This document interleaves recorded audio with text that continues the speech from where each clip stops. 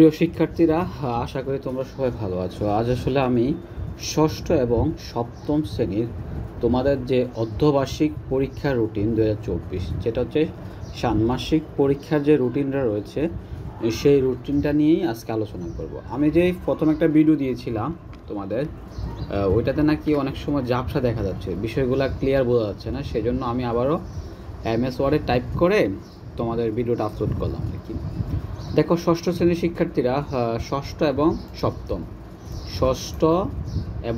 সপ্তম শ্রেণী, তাহলে 7/7/2024 ষষ্ঠ শ্রেণীর প্রথম পরীক্ষা হচ্ছে বাংলা, আর সপ্তম শ্রেণীর প্রথম পরীক্ষা হচ্ছে ধর্ম। তার মানে বিষয়টা হচ্ছে এরকম, ষষ্ঠ এবং সপ্তম শ্রেণীর পরীক্ষা কিন্তু সব বিষয় কিন্তু এক না, মানে এক এক দিন এক একজনের এক একটা বিষয় হবে। আর 9 তারিখ হচ্ছে ষষ্ঠ শ্রেণীর ইংলিশ, আর সপ্তম শ্রেণীর হচ্ছে শিল্প সংস্কৃতি, আর 10/7/2024 তারিখ হচ্ছে গণিত, আর সপ্তম শ্রেণীর হচ্ছে বাংলা। 11 তারিখ হচ্ছে ষষ্ঠ শ্রেণীর হচ্ছে বিজ্ঞান, আর সপ্তম শ্রেণী হচ্ছে ইংলিশ। 14/7/2024 ষষ্ঠ শ্রেণী হচ্ছে ইতিহাস ও সামাজিক বিজ্ঞান, আর সপ্তম শ্রেণীর হচ্ছে গণিত। 15/7/2024 ষষ্ঠ শ্রেণী হচ্ছে ডিজিটাল প্রযুক্তি, আর সপ্তম শ্রেণীর হচ্ছে বিজ্ঞান।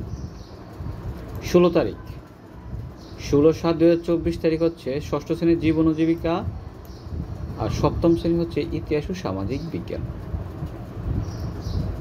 18 তারিখ হচ্ছে ষষ্ঠ শ্রেণীর স্বাস্থ্য ও সুরক্ষা, আর সপ্তম শ্রেণীর হচ্ছে ডিজিটাল প্রযুক্তি। 21 তারিখ হচ্ছে ষষ্ঠ শ্রেণীর ধর্ম, আর সপ্তম শ্রেণী হচ্ছে জীবন ও জীবিকা।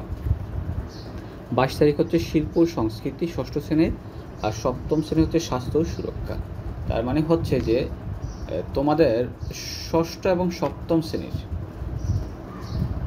পরীক্ষার বিষয়গুলো এক এক দিন এক এক রকম থাকবে, তবে তোমাদের পরীক্ষা হবে 10টা বিষয়, ঠিক আছে?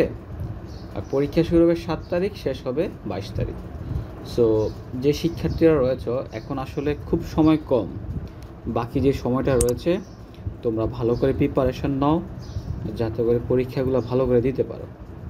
তবে যেহেতু তোমরা সপ্তম শ্রেণীর যে শিক্ষার্থীরা রয়েছে, তোমরা গত বছর কিন্তু তোমরা এই নতুন যে কারিকুলামের যেই পাঠ্য অনুযায়ী পরীক্ষা দিয়েছ ষষ্ঠ শ্রেণীতে, তাহলে তোমার সপ্তম শ্রেণীতে মোটামুটি তোমার ধারণা আছে এবং পরীক্ষা অংশগ্রহণ করতে হবে। আর ষষ্ঠ শ্রেণীর যে শিক্ষার্থীরা রয়েছে তাদের আসলে নতুন, তারা হয়তো একটু বুঝতে সমস্যা হবে। সো আমি আশা করি তোমাদের ষষ্ঠ সপ্তম শিক্ষার্থীদের যদি কোনো সাজেশান থাকে অথবা ডেমো ক্লাস থাকে, তাহলে আমি চেষ্টা করবো তোমাদেরকে একটা ডেমো ক্লাস দেখানোর জন্য। সো যারা রুটিনটা লিখতে পারো নাই, বুঝো নাই, এখন আমি ভিডিওতে ষষ্ঠ এবং সপ্তম শ্রেণীর রুটিনটা দিয়েছি, তোমরা সুন্দর করে খাতায় লিখে ফেলো।